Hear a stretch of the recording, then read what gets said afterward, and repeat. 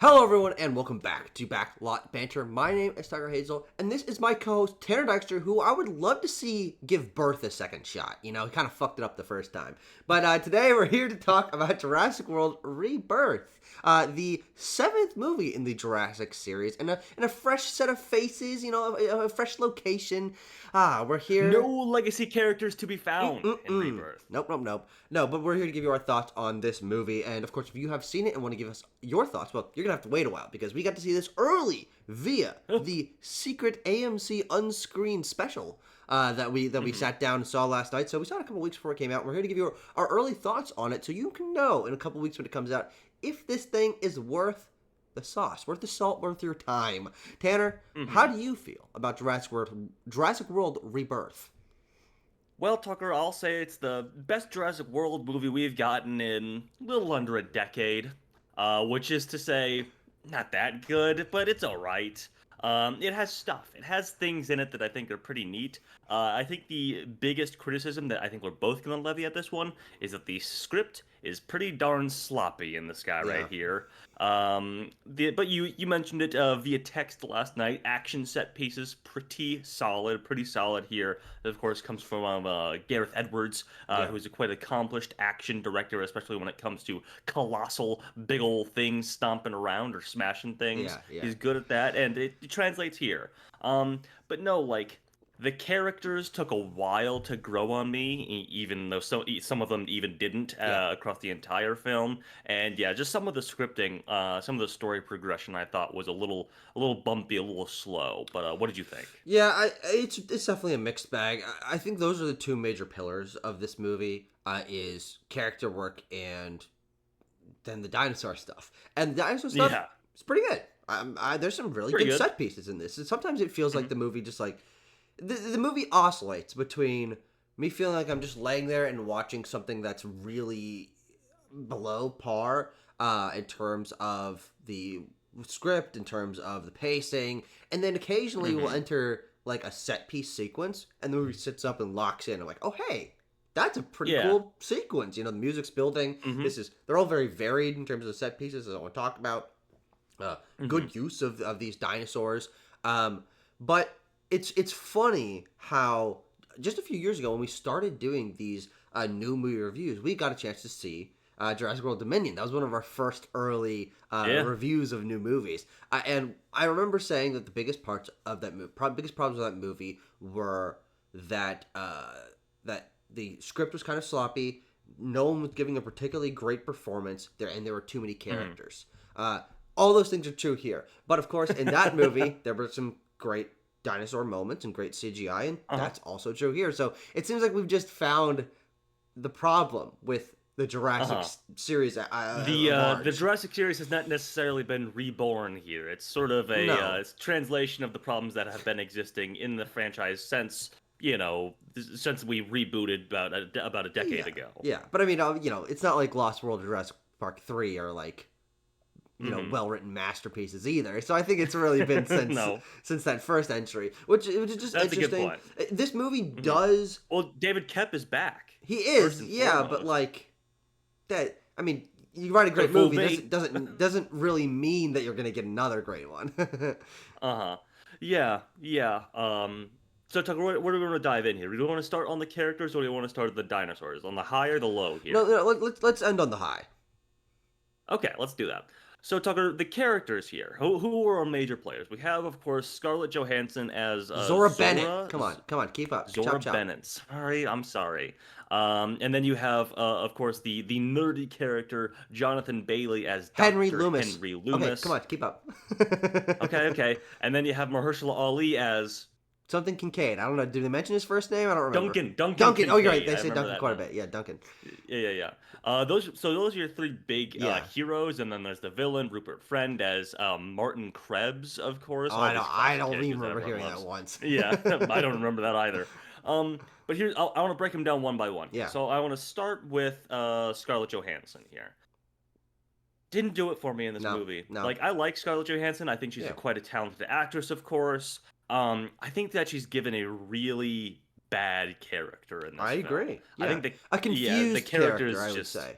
Yeah, absolutely, Yeah, absolutely. Because the main crux of the story is, uh, a bunch of mercenaries essentially are hired by pharmaceutical CEO Martin Krebs to go harvest some dinosaur yeah, DNA from the biggest and baddest yeah, dinosaurs on this island, so they can make some heart disease yeah. medicine. Tanner, Hey, I'll pretty, say, pretty yeah, lofty goal. Yeah. good premise. I think it's very Yes, straightforward. absolutely. I think it's good to Hmm. follow. I like the fact that we can see them filling up the case as the movie goes on. You've kind of got an Yeah. idea of how many goals they still have left, Hmm. Hmm. what's kind of coming up, and also it does feel very different, topic wise and goal Of wise course. than the other ones, which are usually just like people who aren't supposed to be here and that are fighting for their lives, which we also get in this movie. Yeah, right, right, right. So, but I think the investment issue herein is that most in every other Jurassic World movie that we've seen, the mercenaries who are like hunting the dinosaurs for their DNA are the bad guys. Yeah. And so we have to sort of square that circle in this Yeah, film Tanner, yeah. that because this conversation happens a lot with Scarlett Johansson and Mahershala Ali, or Scarlett Johansson and Jonathan Bailey. It's like the one of them asks, "Hey, we should like be good guys," and her response to that for most of the movie is, "Maybe," and then the scene just goes on. I was like, "What the fuck is Yeah. this? What's going on?" No, well, you're right. This is the biggest scripting issue with the movie, the biggest character issue Yeah. with the movie, is it tries to play both sides with all of its characters. Hmm. No character is particularly one thing, and you're thinking, okay, that's not a bad thing. People are complicated, whatever. But it really feels like Right. the script doesn't know what to do with the characters. Uh, for Mahershala Ali and Scarlett Johansson, they're badass mercenaries that have been through the shit and can get anything done. Hmm. But also they got a heart of gold, and they're really Yeah. they really care about others, and they don't. But sometimes they do, and sometimes they don't. Sometimes that's funny, and sometimes it's not. And so that's It's and you're yeah. like, which way, Western man? Frankly, like What? Yeah. I don't understand what their personality is, because on a scene to scene basis, their what vibes they're giving off can totally change. There's this one particularly annoying moment when the moral conundrum of this movie is brought up: is do we deliver the dinosaur DNA, which is going to create a heart medicine? Do we Mhm. deliver it to the company that's going to pay us, or are we going to deliver it to the wider scientific community so that everyone Yeah. can have access Open to it? source it. And Yeah. and there was this moment uh, It's where when they're like stealing it it, from the pterodactyls or the flying no. dinosaurs. I'm talking about the first Oh, one on the boat, where Jonathan Bailey first oh, pitches this to her, and she says some. Honestly, I can't remember. I'm tired of smoking up. okay. But basically, she's like has this like warm smile on her face the whole time he's talking, and Uh-huh. then she's like, no, and then she just kind of smiles. I'm like, that's what the fuck? Like, what's going on here? Like, Okay. how am I supposed to feel about No, this character moment? no, Tucker. I said the flying dinosaur like in the temple moment because the exact same moment Yeah. happens then too, which is like an hour later in the Yes. movie, and it feels like no character Yeah. progression has come of it. And Tenor, you have stumbled Yeah. into the pitfall trap of major issue 2 with this movie. Is this movie Oh is yeah. written in circles. Every character Oh says the sure. same thing like 4 times. We have to make sure we're Yeah. drilling these points home. The first time I noticed it Oh God. is when they were like, "You sure that dinosaurs can't live anywhere but the equator?" Dude, they hit that so many times. I felt like I was going insane. Like I get Oh I God. like first of all, I don't know how dumb modern audiences are or how dumb studios think modern audiences are, but I don't think you need to explain to them for like 3 maybe 4 times in the movie that dinosaurs live where it's hot. Yeah. I don't think we need to hit that many Yeah, times.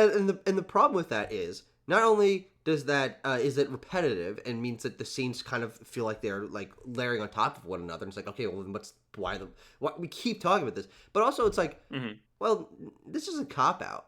Like the coolest part about Jurassic World Dominion was that they were like, Honestly. dinosaurs are all Hmm. over the world and it's been integrated into human society. We get one element of that in this movie, which is that Yep. a big brontosaurus in, I think, New York, and he's kind of blocking off the road. I'm like, okay, Hmm. all right, you got me. That's kind of a fun Jurassic World Pretty moment. fun, but it's also like It's the passing. writers are returning this franchise to status quo is what they're doing. They're Exactly. Yeah, like, and that's what I meant by cop maybe out." we Yeah, maybe we don't want to do like dinosaurs are in every big city across the world because that sounds a little hard to write. Actually, what if we just did Jurassic Park again? Yeah, exactly. Yeah.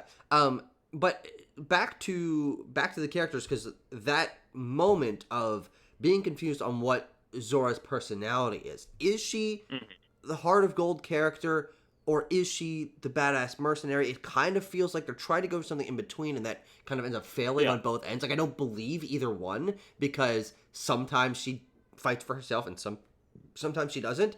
I think that Mm. applies to everyone.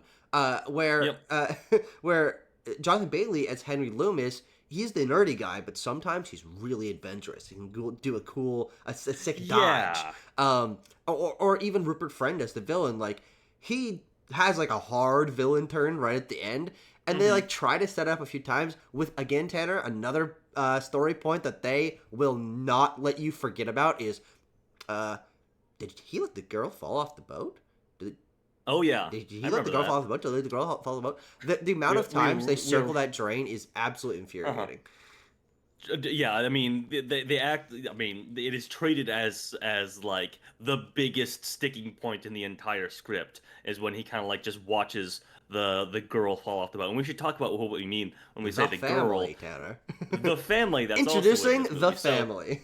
the family. So we have as soon as and this is a pacing issue for me. As soon as we're like boom on the boat, going to the island, dinosaurs coming soon. Don't you worry, folks. We're like hit the brakes, hold on, more characters to introduce. You Yeah, thought we were going places. Hold on, Buster. yeah. We got a family on a boat crossing the Atlantic Ocean that we need to introduce.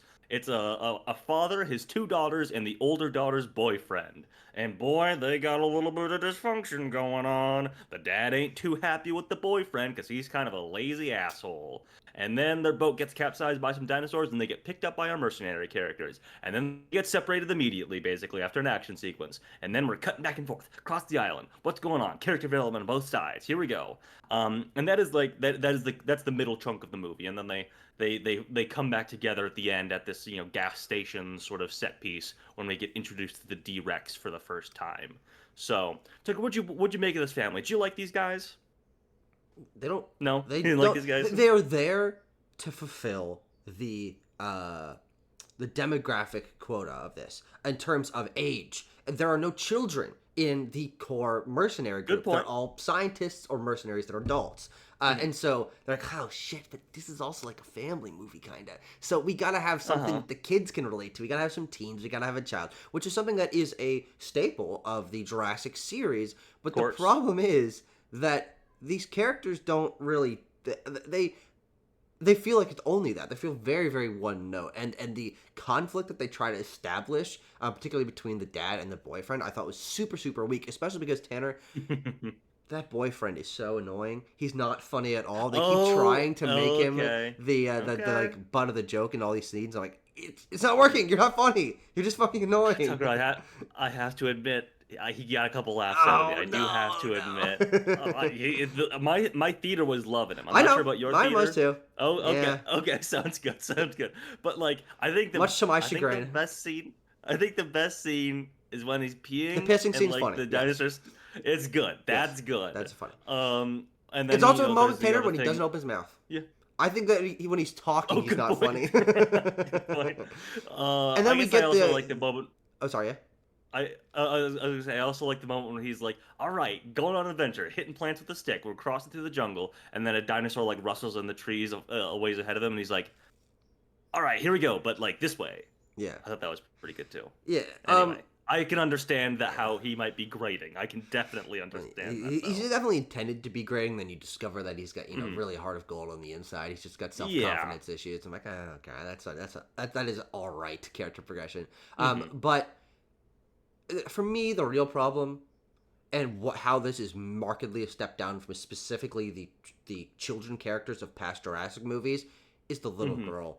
She's really Mm. bad. She's really, really, really bad in her Mm. line delivery and her facial performance and stuff. And look, she's like 5. She's like 6. So Yeah. like it's not her fault, but like casting directors, you gotta pick a better kid than that. Like Or Gareth Edwards or whatever, like yeah. Gareth Edwards. I'm trying to think if he's worked with kids in his previous movies. I guess there's the kid in The Creator, Yeah, who, from memory, is pretty pretty good. good. Yeah. Yeah. Yeah, a little bit older, but yeah. Anyway, Yeah, and then true. she's also the one where it specifically feels like we got to have this to give something to the kids to relate to, because she's got this thing about licorice, and then she's got a little dinosaur named Oh, Dolores. Dolores. Meet Dolores. I was so excited to meet Dolores finally after that tweet from the Jurassic World account on Twitter telling us to get ready to meet Dolores. And Tucker, wasn't it worth the wait? Didn't you love meeting Dolores? No, Oh, okay, interesting. no, not really, because it's also just really Uh, weird that like Dolores and anything related to Dolores is ostensibly relegated to scenes with only this little dinosaur and the bad actor little girl. And so like if it became something where like some of the mercenary characters that were like kind of really against dinosaurs and wanted to kill them kind of got to warm up to one of them because they saw that they're not all bad or something like that, or it became like a mascot for the group where people were trying to save Dolores, as Dolores was like this bumbling thing that like all the characters kind of rallied around by the end and was like a big connection point for all of them. Dolores just doesn't feel integrated into the script at all. Dolores feels like we got to have these funny little moments so we can sell plushes of this character. Yeah, definitely, Tucker. Definitely. Okay. Um, I will say so we sort of got away from the character point, and we can move on. All I will say is that Jonathan Bailey actually did kind of work for Yeah, me. he's the best one. I think. Well, and I Mahershala think Ali. so. I think those are the two best ones in the movie. Yeah, but I mean, they give Loomis more stuff to do than No, Mahershala definitely. Ali. Yeah. Like, yeah. Yeah, but I just think that he has a sort of charisma that even made me kind of like wash over the similar sort of character writing issues that we were talking about with him. I was like, yeah, I kind of like that he's like a weirdly intense nerd now that he's finally on this island and seeing the dinosaurs and everything. Like that brings out like an intensity in him Sure. that was meekness at the beginning of the movie. So yeah, I liked him. He's charismatic, good actor. Yeah. So let's talk dinos, Tucker. Well, Should we talk first, dinos? to the point about Mahershala Ali, I think mostly his absolutely. performance is kind of gregarious. He's confident. I buy him as the like ship captain leader that's not taking the business guy shit. And like I get why people like flock to him. He does feel like this confident leader guy. But on like a personality or character story level, you're right. He doesn't get much to do. Pretty flat. And that's again one of the biggest parts of this movie, especially in that first act, is it's a lot of tell, don't show. Oh, dude. The amount of conversations where stuff, like, all right, hit the brakes. We got to do some exposition for these characters. That boat stuff is really rough. I was really very worried in like the first act of this movie, especially when, again, the scenes that I was talking about earlier, when Mahershala Ali and Scarlett Johansson sit down and he's like, "Hey, what about your like dead friend and your dead mom?" And she's like, "Yeah, I'm sad about that. What about your wife and son that died?" And he's like, "Yep, I'm sad about that. Should we be good guys because we're sad?" Maybe we'll have to wait until see later in the movie. Okay, bye. Yeah, and that's what really fails me for these characters, is because as I was thinking about it, I'm like, why do I have an issue that these characters are not one note, right? They're kind of half in one hand, half in the other. But it's because we don't really see them until too late in the movie, I think, for really to justify this writing, do either of the things that make them one way or the other. Is if they are going to be badass mercenaries, let's see a scene, maybe a flashback to Zora and Duncan working together to get a sense of their bond. Show us the sequence of Zora and her friend dying. It's like to give us a little bit of weight of what she's carrying with her. But this movie does a lot of talking about emotional moments. Yeah, they say her mom like died of heart disease, which directly ties into like the mission of this movie, and it feels hardly related. 100%. It feels added in post. Like it feels like ADR later in. And that's what's so weird about this, especially as the movie's getting started, is all the characters seem to know everything about everyone, but then they just have to tell it to us because we don't know. Yeah. Like specifically when Zora gets in the car at the first bit, and Rupert Friend's just like, "Oh, you're this person with this kind of personality and this history," and I'm like. And she's like, "Oh, is that what I am?" I did like the moment where it's like that's what they say. As they say, like, well, they should stop talking. Like, okay, that's kind of funny. Okay. But it's a lot of tell, don't show. I want to see the characters do these things, see them have these personality traits, see them experience these emotional moments, so that I know what they're carrying with them, rather than being told with pretty flat dialogue that these things have happened to them, and then I have to like kind of backfill it. We do see them save people, we do see them be pretty badass, which to the point of Scarlett Johansson, I think the writing is her problem. I don't think that like when she's in the shit, like dodging dinosaurs and holding up the dinosaur, she's, like, all right, she's an action star. Yeah. She's But an action star. The performance is like sways in the wind, because you're like, all right, she locks in and then she just has to like deliver this crappy dialogue. Yeah, I mean, her character is just a real travesty about this movie in my mind. I mean, it felt like they were very non-committal about like, do we make her nicer? Do we make her meaner? I think the script works better if she's like meaner. Sure. And like, she forms a connection with Loomis over the course of the film, and like, because like they're kind of flirty, but not really. Exactly. That's the thing where this movie is like wishy-washy again. Is like, well, are they flirting or are they not? They sort of drop the flirtation thing. Once we hit the second act, once we hit the island. So, all right, Tucker, should we talk dino action here before we close it out? Tucker, to hit it here, I want you to give me favorite and least favorite dino action scenes in the film. Let me just favorite. Maybe just favorite. No, I mean, well, I don't think any of them are bad.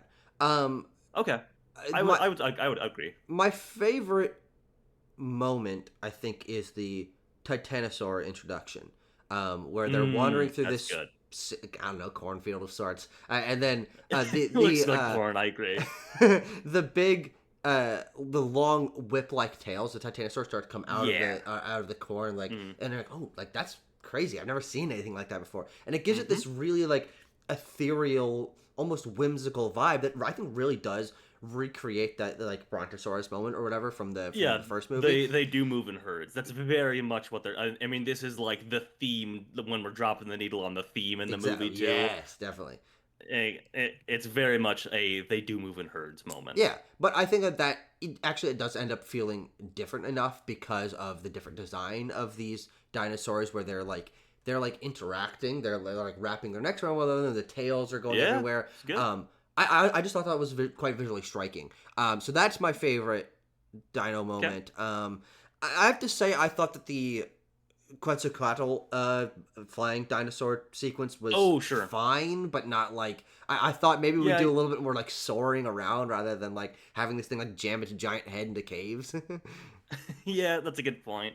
Ultimately for me, like these sequences are good, but every time I watched them, I was like, oh yeah, this is kind of like a reheated moment from some time else in this franchise. Yeah. The flying dinosaur thing from Jurassic Park 3, the they do move in herds moment. Yeah. When they're getting hunted down by like the mutated flying raptors, I'm like, this is just the kitchen scene from the first Jurassic Park. This is there's you can feel a sense of that in basically all of these. I guess the most unique thing that we haven't really seen in any previous Jurassic Park movie is the mosasaur chase at the beginning, which is also quite good. Yeah, good. I like the moment when Scarlett Johansson like goes over the side of the boat a little bit and she's like hanging on by a single tether, and we see like the mosasaur eye looking up at her. That's good. I like that stuff. For me, I think honestly my favorite sequence, and I think this maybe speaks to I liked the family, it sounds like, more than you did as a group of characters, is that T-Rex raft chase. Oh, that sounds pretty good. Yeah. That one felt like, oh boy, we get to make a Universal theme park attraction based off of this. Yippee! Good point. That's a very good point. Because especially like that shot of like the T-Rex like kind of nesting in the bed of reeds or whatever. I'm like, that can be an animatronic so easily, dude. Very easily. But like when like the raft tips over and the T-Rex is like shout out to the raft, strongest character in the movie.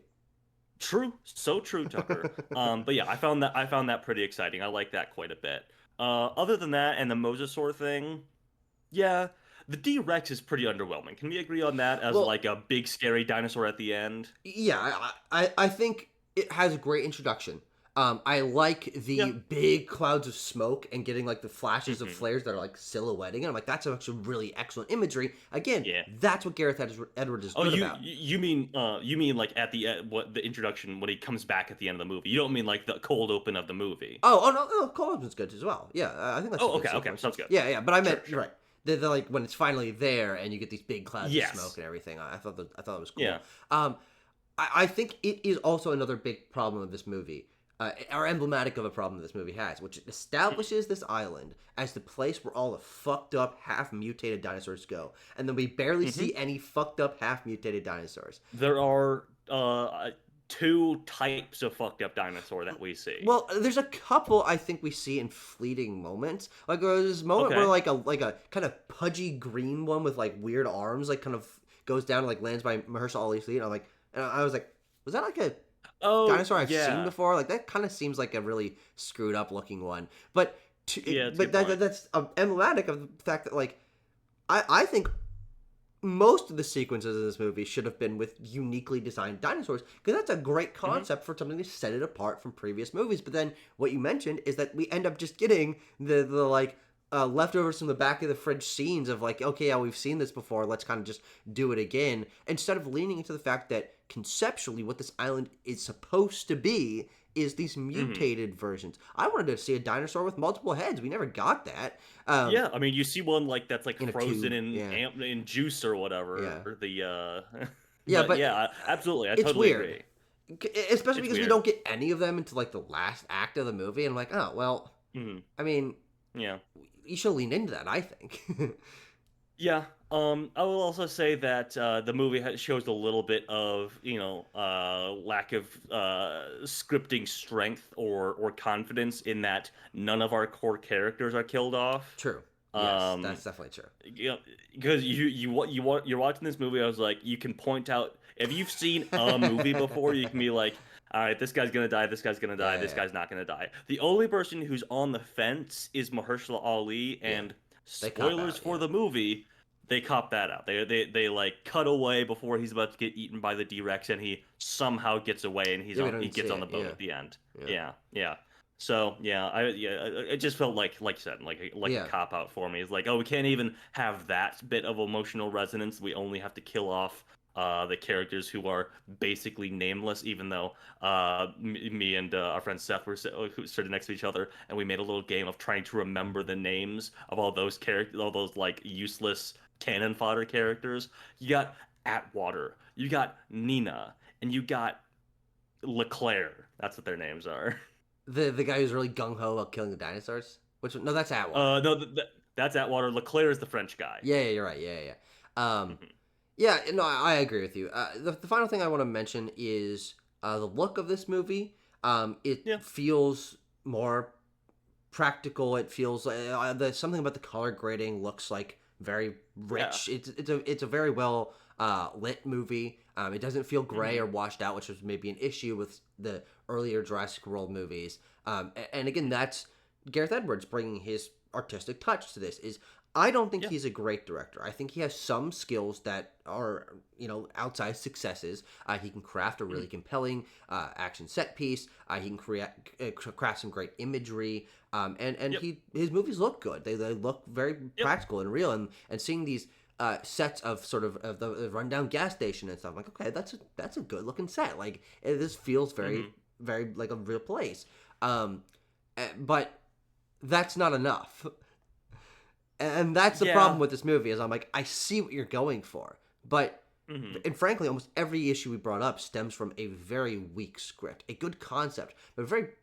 I know, yeah, good concept. I was gonna say poor execution, but I think the poorness starts before that. It is the way Yeah. these characters are written, the way that it's balanced, the way that it's paced. That Hmm. really just leads to something that is hard to be engaged in because the movie doesn't feel confident in its own writing issues or own writing Yeah. I mean, conceits. it's a sloppy script that is then compounded by the fact that I don't think Garrett Edwards is super great at I mean, ironically, at like the small scale Oh, interpersonal absolutely stuff. true. Yeah. Like, I'm not saying that he has to be Steven Spielberg, but even Steven Spielberg is able to look at like a subpar script perhaps and punch it up in the first place before shooting, and even hammer home some of the family stuff, some of the relationship stuff. He's able to nail that as a director, and deliver you the pomp and circumstance of a great set piece. Yeah. Um, Edwards isn't really there as a director yet. I don't think. I'd like to, I think he's maybe resting on his laurels a little bit, and Hollywood is allowing him to rest on his laurels by just being like, "Oh, you do big things. Come do our big thing movie." Yeah, that's true. Anyway, which sounds a little simplistic and reductive, but like you look at his filmography, and that's like